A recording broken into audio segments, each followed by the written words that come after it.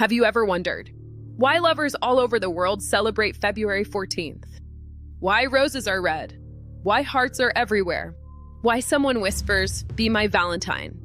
Let me take you back to the Roman Empire, a time of war, a time of fear, a time when love was forbidden. The emperor ruling Rome was Emperor Claudius II. He believed something shocking. He believed married men made weak soldiers. So he banned marriage. Yes, you heard that right. Young men were forbidden from marrying the women they loved. Imagine being told, "You may fight for Rome, but you may not love." But there was one man, one priest, who refused to accept that love could be illegal. His name was Saint Valentine. At night, in secret, under candlelight, Valentine performed weddings for young couples. Whispers replaced wedding bells. Love went underground. Every "I do" was an act of rebellion. Every kiss, a crime. He knew the risk. If the emperor discovered him, it would mean prison, or worse. And one day, the soldiers came. Chains replaced wedding rings. He was dragged before the emperor. "Why would you disobey Rome?" the emperor demanded. Valentine answered softly, "Because love is greater than fear." He was sentenced to death.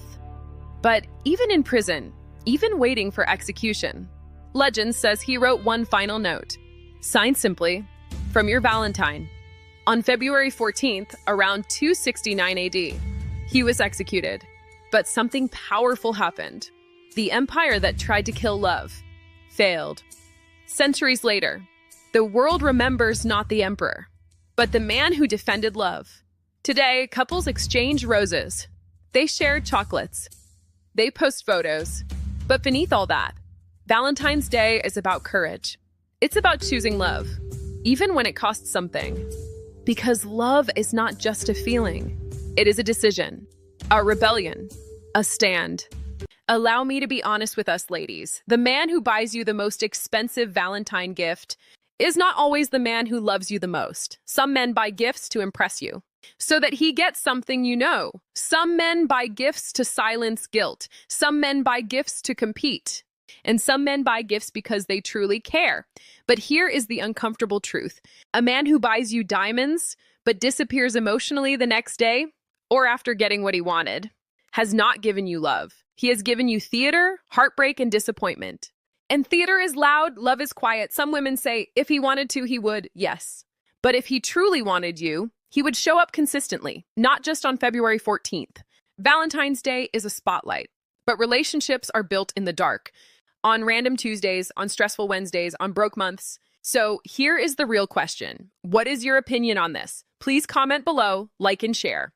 Women, we are in this together, you know, so don't hate me for saying this. But Valentine's Day was never designed for us ladies to test a man's wallet. It was designed to test his intention. Some men save for weeks, just to buy flowers. Some men skip lunch, to afford dinner reservations. But what happens when the gift is opened, and the first reaction is this all? Let me ask you something. If a man is loyal, if he is consistent, if he protects, provides, and respects you, but his Valentine gift is simple, does that reduce his value? Because some women say, "I want effort," but what they really mean is, "I want visible effort." Posted effort, public effort, Instagram effort. Love is not measured by how expensive it looks online. It is measured by how safe you feel offline. And if that sentence made you uncomfortable, good. Because Valentine's Day exposes something dangerous, unspoken expectations. Comment honestly, would you rather have a rich romantic stranger or a consistent man still building his empire? Valentine's Day, the day love is measured. Or is it? Let me tell you a story. 2 women, 2 men, same city, same Valentine's Day. The first man woke up at 5 a.m. He didn't have much money. His bank account was nearly empty. But he stopped by a small flower shop and bought roses worth $20. On the card, he wrote, "I may not have everything yet, but I am building a future for us." He walked into the house smiling. The second man, successful, luxury car, designer suit. He booked a 5-star restaurant, bought a diamond necklace worth $20,000. Candles, champagne, Instagram pictures. Now pause and ask a question. Which woman felt more loved? Here is where it becomes dangerous. The first woman smiled, but deep inside, she wished her man could do more. The second woman posted everything online. But deep inside, she knew the man had not been emotionally present for months. So tell me, is Valentine's Day about price or presents? Because love is not tested when money is available. Love is tested when sacrifice is required. Some of you watching this, you are judging your partner based on what they bought. But have you judged them based on their loyalty, their effort, their consistency? And some of you, you are hiding behind "I don't believe in Valentine's Day" because you don't want to make effort. Valentine's Day does not expose love, it exposes expectations. Now I ask you the real question. If your partner gave you a simple gift but gave you respect all year, would that be enough? Or are you in love with the person or in love with the performance? I need your verdict. $20 with intention or $20,000 with distance? Comment below, like, share, or subscribe for more.